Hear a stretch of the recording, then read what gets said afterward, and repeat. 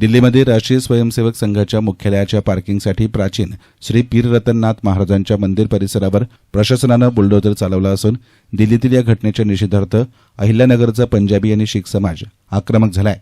नवी दिल्ली शहरातल्या राष्ट्रीय स्वयंसेवक संघाच्या केशवकुंज मुख्यालयाच्या 25 मजली इमारतीच्या पार्किंगसाठी झंडेवालान परिसरात असलेल्या पुरातन मंदिर दरगाह बाबा श्री पीर रतननाथ महाराजांच्या मंदिर परिसरातील लंगर हॉल, बाग आणि जवळपास 100हून अधिक घरांवर प्रशासनाकडून बुलडोझर चालवून तोडण्यात आले असून जागेचा ताबा घेण्यात आला आहे। या घटनेच्या निषेधार्थ अहिल्यानगर शहरातील पंजाबी, शीख, सिंधी आणि इतर समाजाचे सेवेकरी आक्रमक झाले। गुरुवारी सकाळी गोविंदपुरा येथील मंदिर दरगाह बाबा श्री पीर रतननाथ महाराज मंदिर परिसरात मोठ्या संख्येनं जमलेल्या नागरिकांनी दिल्लीतील घटनेचा तीव्र शब्दात निषेध केला। तसेच जिल्हाधिकारी कार्यालयावर मोर्चानं जाऊन निवासी उपजिल्हाधिकारी दादासाहेब गीते यांना निवेदन देण्यात आलं। यावेळी उपस्थित नागरिकांनी जोरदार घोषणा देऊन दिल्ली प्रशासनाचा निषेध केला।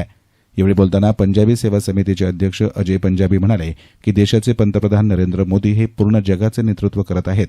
जे नामुमकिन होते असे अयोध्येतील श्रीराम मंदिर त्यांनी बनवून दाखवलं, पण दिल्लीतील श्री पीर रतननाथ महाराजांचे मंदिर त्यांच्याच राज्यात उद्ध्वस्त करण्यात आलं आहे। ही निंदनीय घटना आहे। त्यामुळे मोदी सरकारनं तातडीनं श्री पीर रतननाथ महाराजांचे पुरातन मंदिराची जागा परत द्यावी आणि तेथे आमचे श्रद्धास्थान असलेले मंदिर पुन्हा उभारावे अशी मागणी करण्यात आली।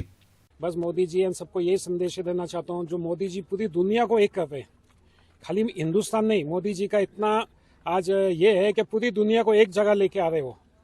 आज उन्होंने इतना जो अयोध्या मंदिर बनाया, जो नहीं होने वाली मुमकिन काम उन्होंने अयोध्या मंदिर में बना के दिखाया, राम मंदिर बनाया, और यहाँ अपना ही राम मंदिर को ध्वस्त कर रहे, ये हमको थोड़ी दुखद घटना लगती है।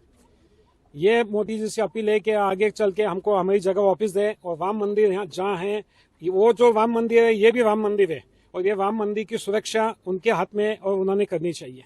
जय श्री राम। मीडियासाठी प्रतिनिधी सार्थक थोरात, अहिल्यानगर।